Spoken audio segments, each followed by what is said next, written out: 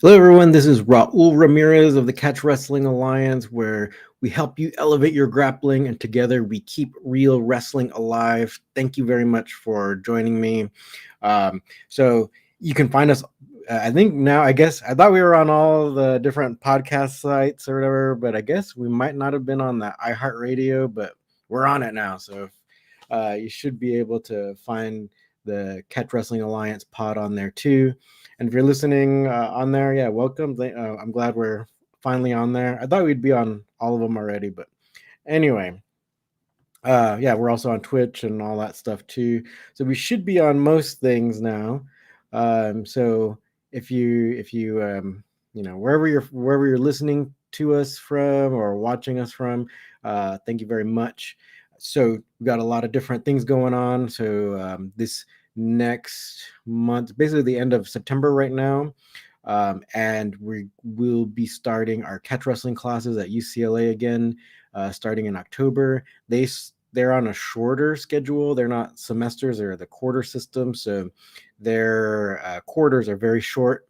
So that's why we're starting so late. Like I know most schools start even like in September or some maybe even August and stuff. So UCLA is just a little bit different. They have three quarters that they go through during the academic year, and then you'll have like a summer session if you want. But um, anyway, we're not starting yet.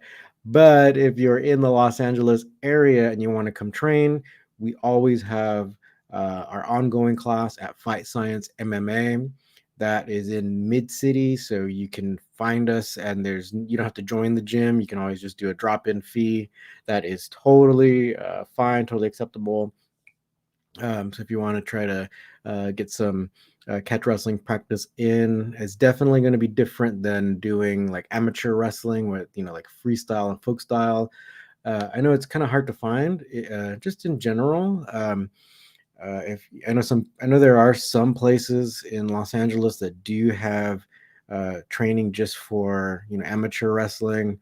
But if you're doing like nogi or submission wrestling stuff, it's just better to like work on catch wrestling directly, especially if it's catch wrestling, like authentic catch wrestling, where it's wrestling base, wrestling heavy, not just like all these what we call show holds, like trick, like submissions, like trying to like we say like submission chain stuff.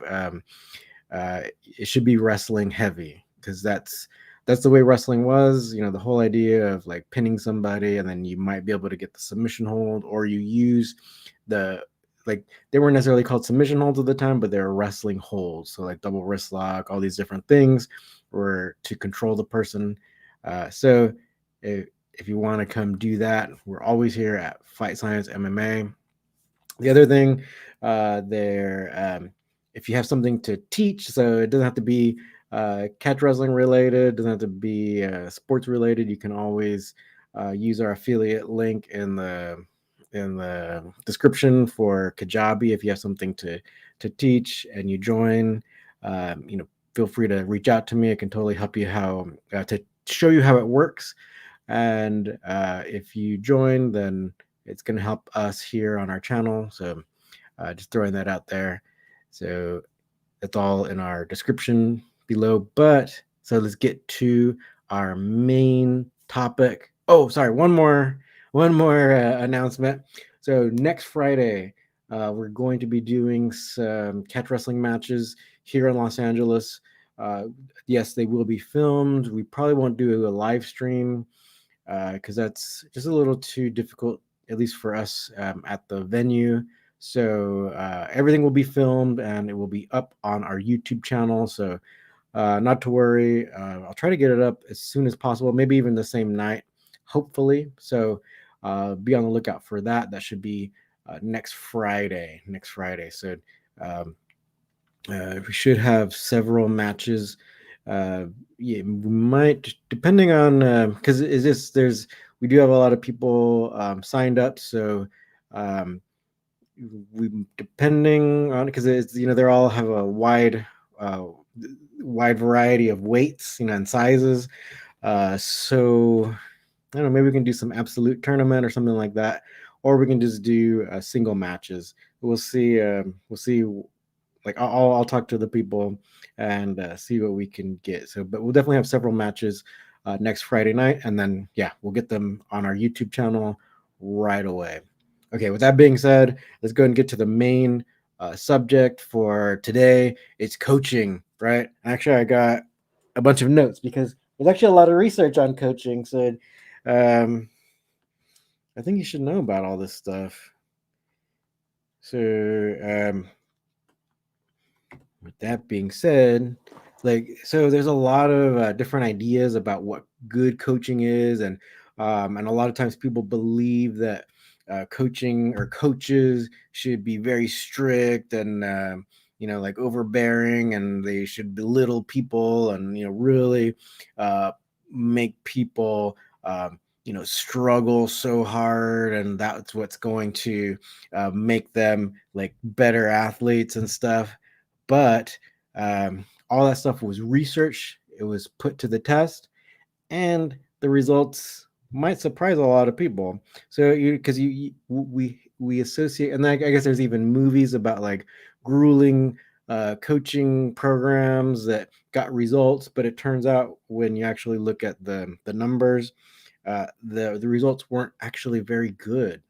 And the results from athletes of several different sports, if the coach was one of these like we call like autocratic coaching with like heavy-handed. So let's go and give a description here from my notes because I want to try to make sure that you got as much information because I thought it was interesting, so I wanted to share it. So autocratic coaching is a heavy-handed style where the coach makes all the decisions without input from the team. This style can negatively impact team cohesion and communication. So um, these types of things where when they look at the long-term performance of athletes, not only do they not perform as well if they go to other coaches or other teams, like they still like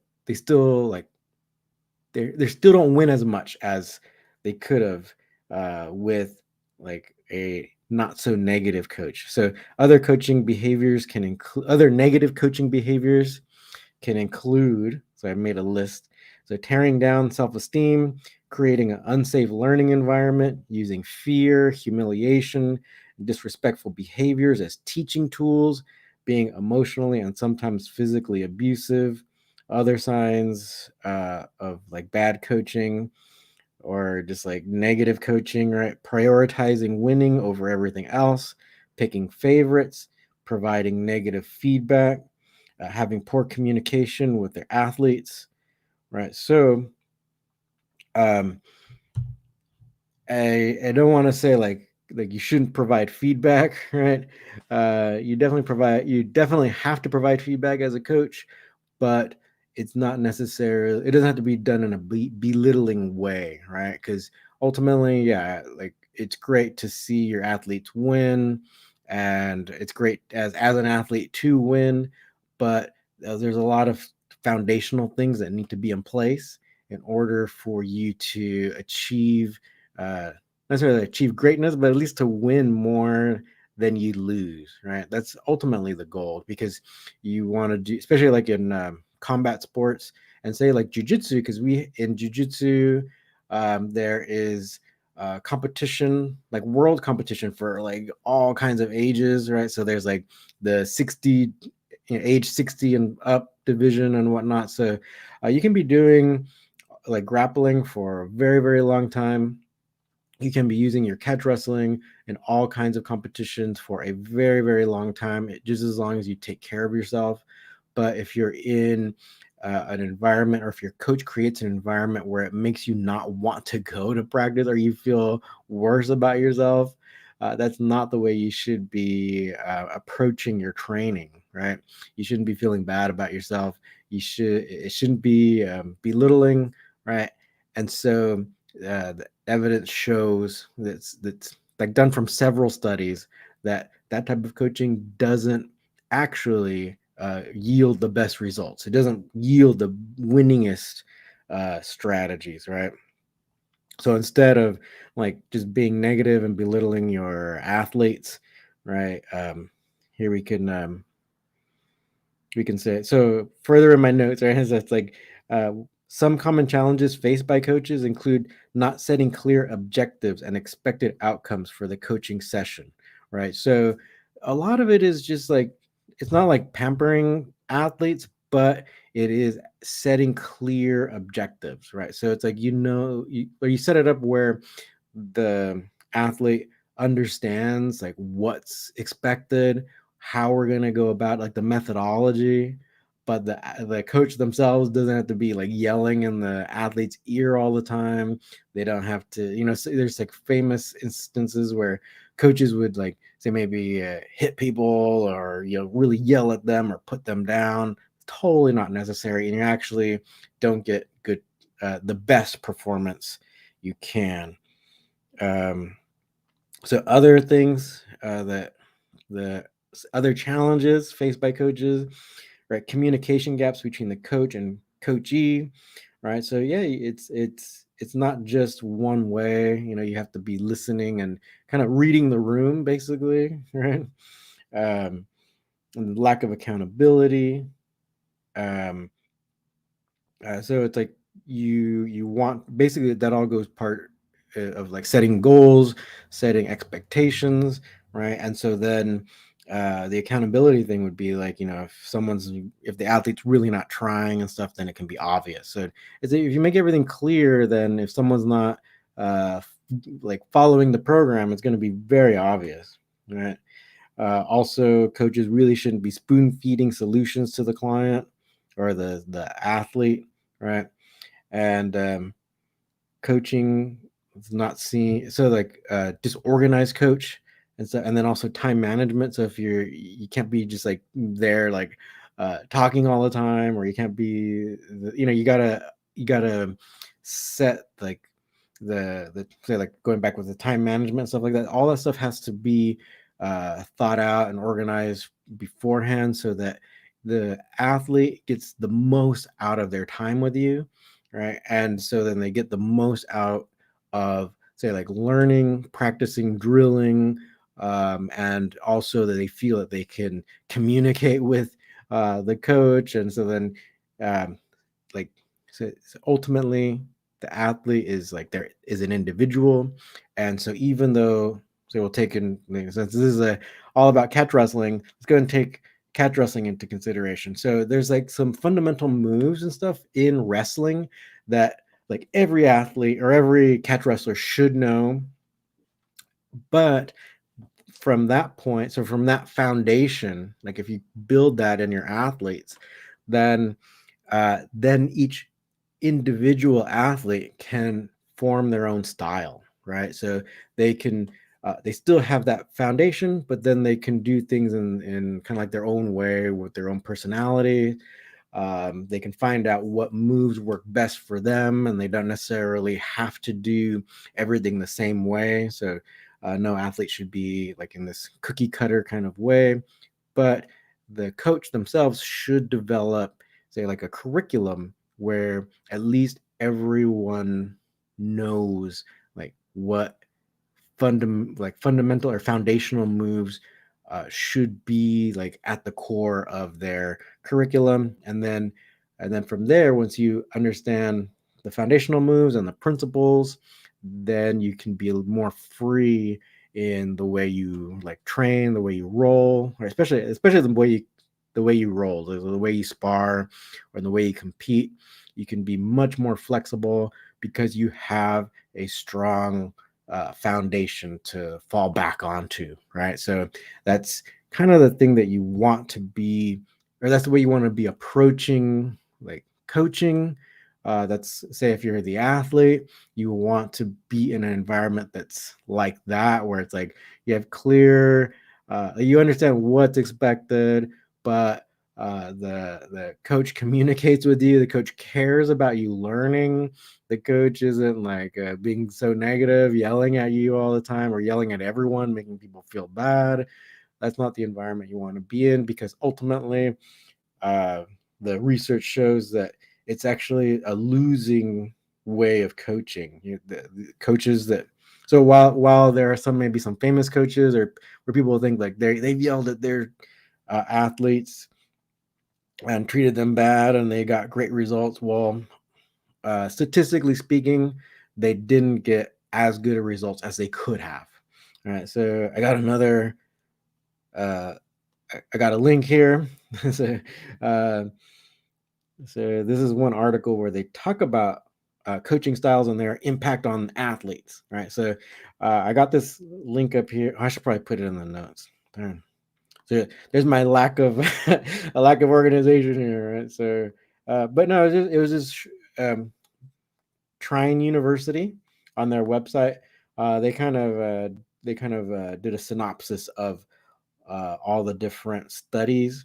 So there are several studies, even recent ones done in 2020, so 2017, McCone um, study, and a 2020 study done by Jones.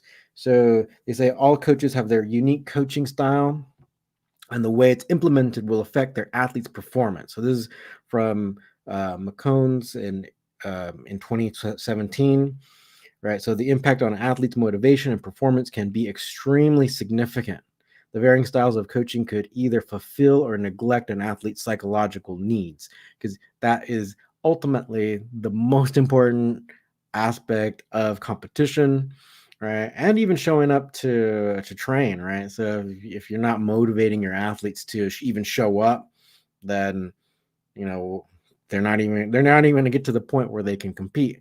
But then when you get to the point of competition, then there's all these other foundational things, foundational supports that your athlete needs in order to feel was it like that they're able to compete in like and it's like they're competing for themselves because they're enjoying it, right? And not because someone's yelling at them and all that, and like they feel demoralized and whatnot. So there's all these different things that go into that, right? So another study done by Jones in 2020, they said they also investigated different coaching styles and their impact on athletes to find the most efficient coaching styles. Let me see. Jones in 2020 found that youth and high school athletes prevailed most under democratic and social support coaching styles. In college athletes, it was suggested that a democratic style of coaching led to more team cohesion and freedom. Jones in 2020 then suggested that an autocratic or authoritarian style of coaching was not efficient for any athlete. An autocratic style doesn't allow freedom or autonomy that athletes need to succeed. In a similar study by Brinton in 2017, it revealed that authoritative coaching styles were a significant predictor of autonomy and competence by an athlete. An authoritarian coaching style was a significant negative predictor of an athlete autonomy levels. So what they mean by the autonomy levels is the whole idea where it's like you get this really good foundation, right? So of techniques of understanding how wrestling is done, how catch wrestling is done, how the with double wrist lock, the toe holds, these principles, but you don't like, in a way, it's like you don't embody them, right? You don't own them in your mind, and because you don't like have this environment where it's like safe and positive and like to learn, so that you're not really able to communicate with your coach, what like in a way where you can understand everything even better. So that ultimately then makes your performance suffer. You could be winning more matches, right? If everything was a more, we say like, well, at least what they describe, or what they call a more democratic coaching style. Let me see. There were some other things I think. Several studies, right? So one from North Central University in 2018.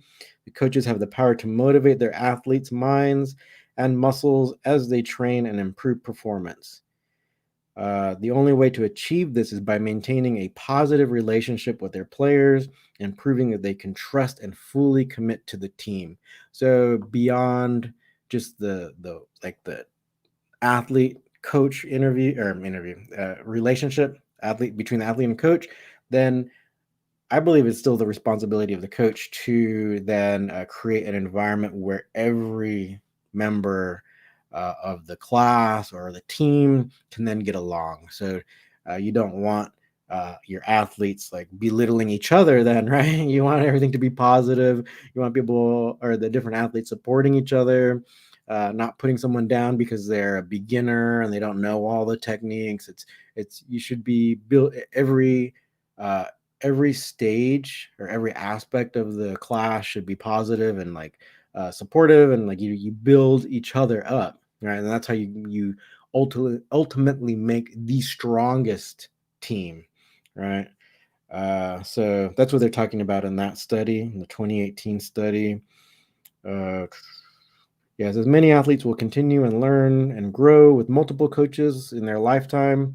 So it's a coach's job to be one that many would call a role model, as they will be impacting their athletes' lives more than they originally may think.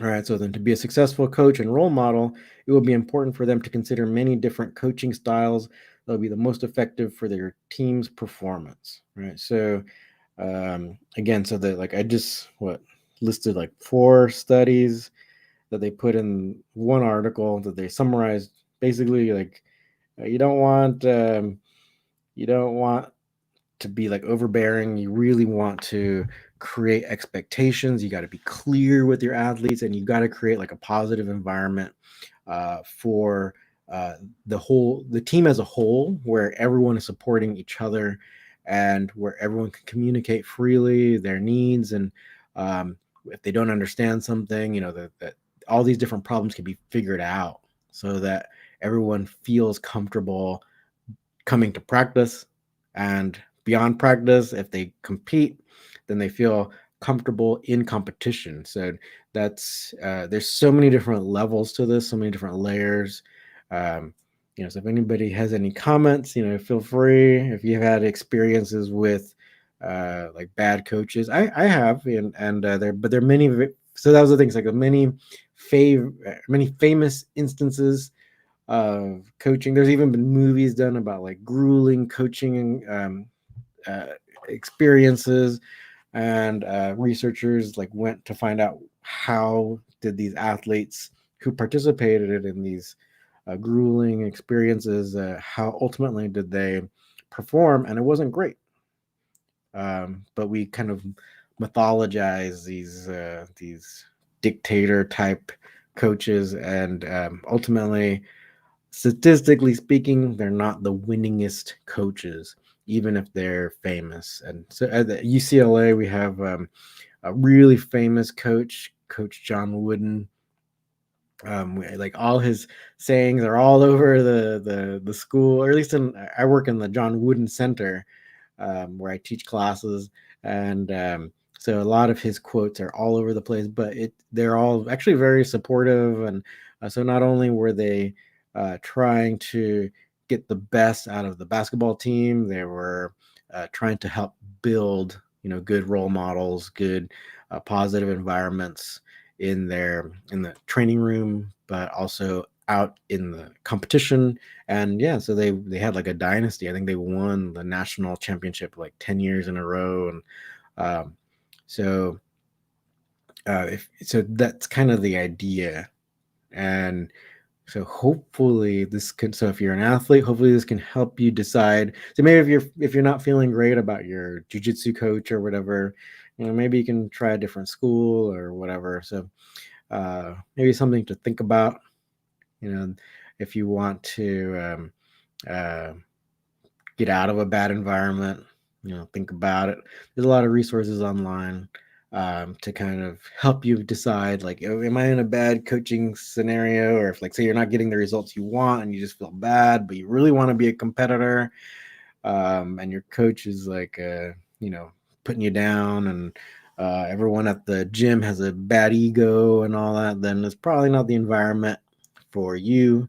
And it's really not the environment for them either. It's like I guess that what one study on basketball players showed that like if they were professional basketball players, if once like say if they got recruited by one team where the coaching was like very we say like dictatorial or whatever and very negative, they found that through for the rest of the career of each athlete, even if they played on they got traded and played in different teams, they still committed more fouls. They also had like kind of like this chip on their shoulder for the rest of their career. So that's it. Like yeah, if you think you're in a bad coaching situation, then yeah, like probably want to leave.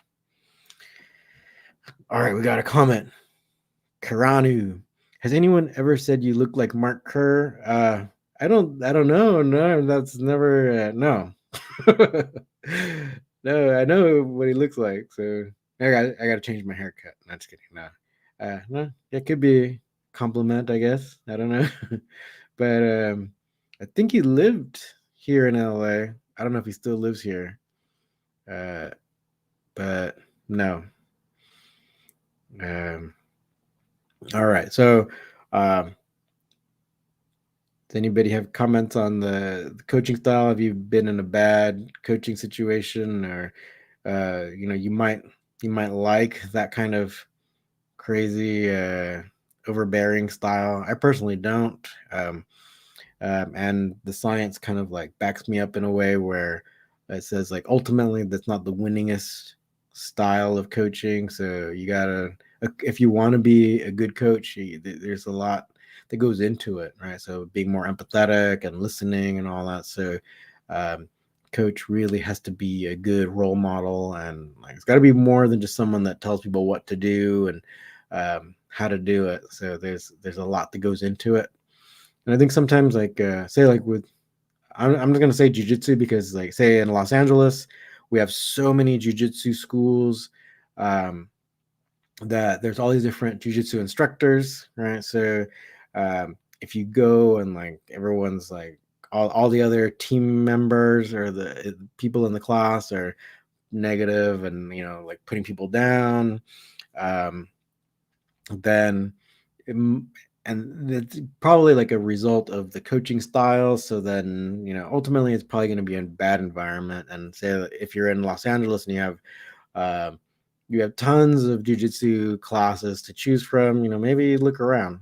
You know, you might find a more positive environment, and if you're in that environment, then you can get better results if you want to compete.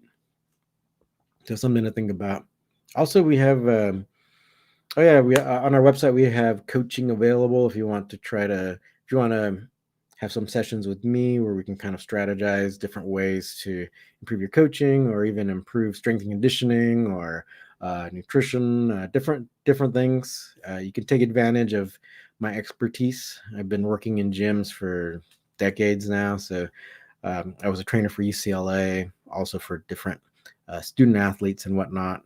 Um, and also I'm a physician, so take advantage of my expertise to see if it can't help you get better results as a coach or as an athlete. So, all right, hey, we got some comments. Kiranu, do you think Gotch versus Hackenschmidt was a legitimate shoot? So that was back like in the early 1900s. It's possible. I mean, I don't want to. I know a lot of people just want to think like every match, every wrestling match was worked or fake or predetermined, right? Um, um, but a lot of them weren't. So there's still at that time. It was definitely before the time where virtually every match became what we call a work. Um, yeah, I don't want to always like just like make them seem like they're all predetermined. Um, and that was early enough where potentially it could have been an actual, we say like a shoot, right? So an authentic match. Totally possible. So it's kind of like it's one of those things about professional wrestling at that time where people will argue about it for the end of time, right?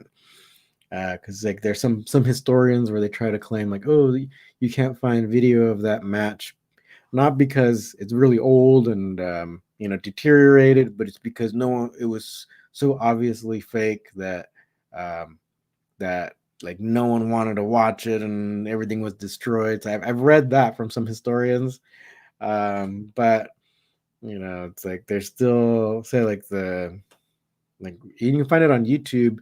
The quality is not as good as actually I've seen the original version because the original version of the Stecker versus Caddick match in Madison Square Garden. Um, that one was found by my friend and historian Mike Chapman. So I was at Mike Chapman's home and we watched it together, and it was actually much more clear than even what's on YouTube. So if you ever get a chance, see if you can't get a more clear version. But I mean, yeah, even uh, like that one looks pretty authentic. Like it's, um, and what Mike showed it to several. I think he even showed it to Luthez, who is, if you don't know who he was, he's considered one of the greatest American professional wrestlers and just wrestlers. And he even says like this looks very real to him. It didn't look like a shoot. And so even though Thez has a lot of experience with predetermined matches, so you have a lot that from that time period that was still very real. So but people can argue. So yeah, but yeah, definitely, it wasn't much long after that where a lot of the matches became predetermined, where you didn't really have to even know wrestling to become a champion and whatnot. So yeah, it's up to your imagination, I guess. All right. Any other questions or comments? Okay, so go ahead and shoot them into the thing. Oh, Gary Hilsheim, catch is awesome. I want to call out Anthony Pachek. Okay. I wonder if he's competing. I think he's actually been like a commentator for Subspectrum. So yeah, we'll see.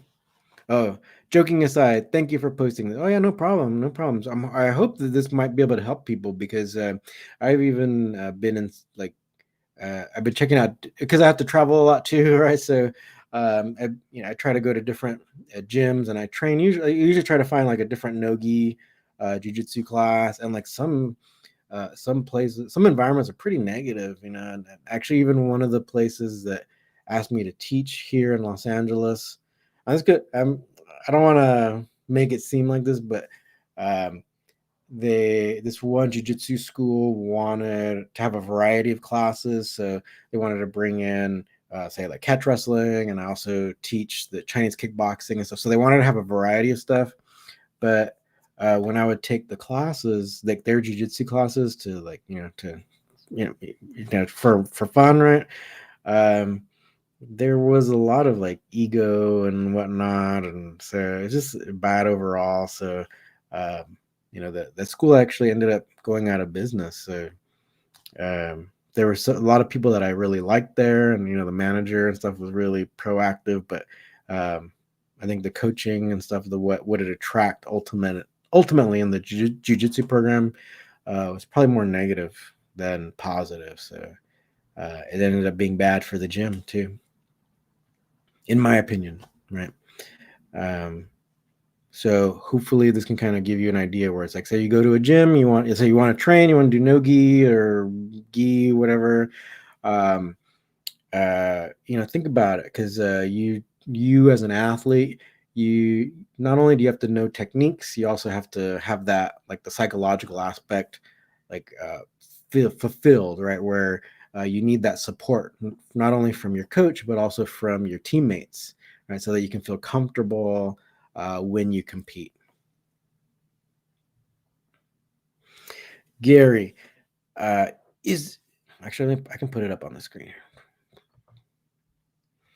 Is there any catch tournament coming up? I feel like they fell off with COVID. Another question: what is a bigger challenge to catch wrestling currently? Um, cool. Or what is the biggest challenge to catch wrestling currently? So yes, so I announced it earlier. So actually, this coming Friday, the October 6th. So not couple of days from now. They're not tomorrow, right? But next Friday in Los Angeles, we're gonna have some catch wrestling matches, and they will be recorded and put up on our YouTube channel, so you'll be able to see them. I think after that, we'll try to do more and more matches regularly. Even at the gym I teach at in Fight Science MMA, they've expanded the facility, so there's actually a lot of room. We also have like a cage to have matches in, or say like in 10th Planet in the headquarters in Los Angeles. They have a largish space, and they have competitions there too. I guess I saw that just last week they had like tryouts for a professional grappling league and stuff. So yeah, I think now that all the COVID stuff is, at least all the COVID restrictions have died down. Now we can just get back to it. So Gary, if you're in LA, if you're willing to come to LA, I think we'll probably have more stuff here in Los Angeles. So if you can make it, then we'll see if we can set up a match between you and Anthony Pachek. See if we can get him out here. He's in Iowa actually. I don't know where you live, but he's out there. So. But we'll see if we can set something up for you too. All right, so I think we'll go ahead and sign off. So go ahead and check out our website. If you want to train with us and you're not in Los Angeles, you can go to our CWA Academy. That's on our website. We have all kinds of different one-off courses there too. The Academy also has a really great online community where I post tons more videos in there also, and then you can communicate with other people who are training, so like from different parts of the country and the world. So there's a lot for you there. Also, too, if you want to work on, like, if you need support, if you need coaching, right? We also have an online coaching program through there as well. So check it out. If you want to just support us through our YouTube channel, that's great too. I also post a lot of extra videos behind the YouTube paywall on our Catch Wrestling Alliance YouTube channel. So I think all this stuff can help elevate your grappling, and then together we can keep real wrestling alive. Thank you very much. See you next time.